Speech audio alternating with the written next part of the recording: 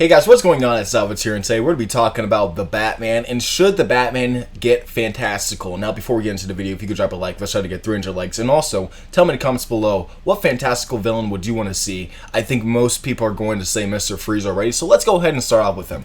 Can Mr. Freeze really work in like the Batman universe, like the legitimate like Batman animated series Mr. Freeze when he started becoming Mr. Freeze that we know him? Personally, I think it would be incredibly hard not to push the boundaries of fantastical, and I think it would be a very good idea for Reeves to actually go in that direction instead of staying in that grounded universe type of setting that Nolan did in many ways, and I guess kind of Batman versus Superman did in some ways. It was very grounded in the real world and what, you know, those superheroes would be like if they existed in this day and age. So I believe that Matt Reeves is sort of going for a similar route, but I think for the sake of longevity of this universe and creativity and also just, you know, expansion of the villains and rogues, it would be incredibly smart to go in the direction of Fantastic, because if you stay grounded, you could barely do Clayface. Like, Clayface has to stay real-worlded, so that means he has to, like,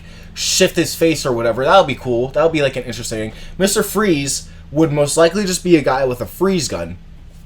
I don't know how many people would really want to see just Mr. Freeze, you know, just with a freeze ray gun. Like, the motive is there, right? The obvious motive to saving his wife is there.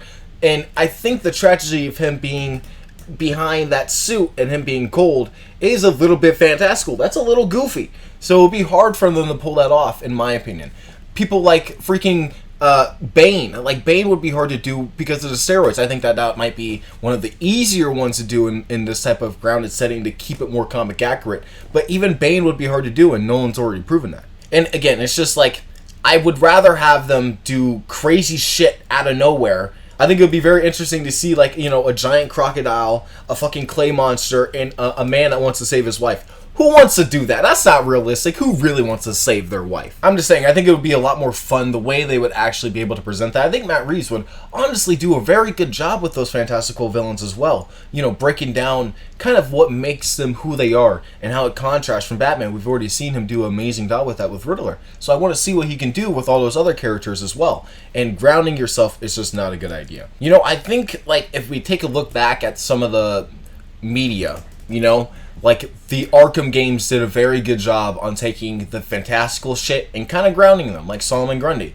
He was just like a kind of like a stage puppet, a stage zombie for like a carnival or like, you know, different types of entertainment. He wasn't necessarily out there doing crazy shit. He was captured. So it was very interesting in that way. Killer Croc is still just a giant crocodile. I mean, it's still grounded in many ways, but there's still fantastical shit. It's like, it's really hard to get into because Nolan went so grounded that every single villain had to be like just a human being, just a regular person. Ra's al Ghul cannot have his Lazarus pit. Bane can't have his steroids. Scarecrow had his hallucinating shit, but I mean, he only wore a suit. He never wore like a full Scarecrow thing, which Scarecrow usually does.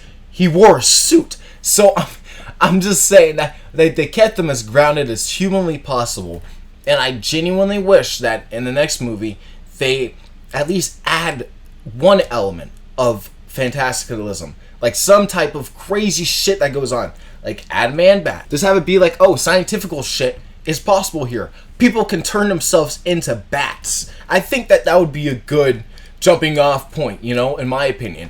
But overall, I want to know what you guys think. Do you guys think that they should bring in a fantastical stuff, and what fantastical stuff should they bring in to the Batman mythos and to the Batman sequels? Tell me in the comments below. Don't forget to like, comment, subscribe for more videos in the future, and I'll see you guys in my next one. Peace out.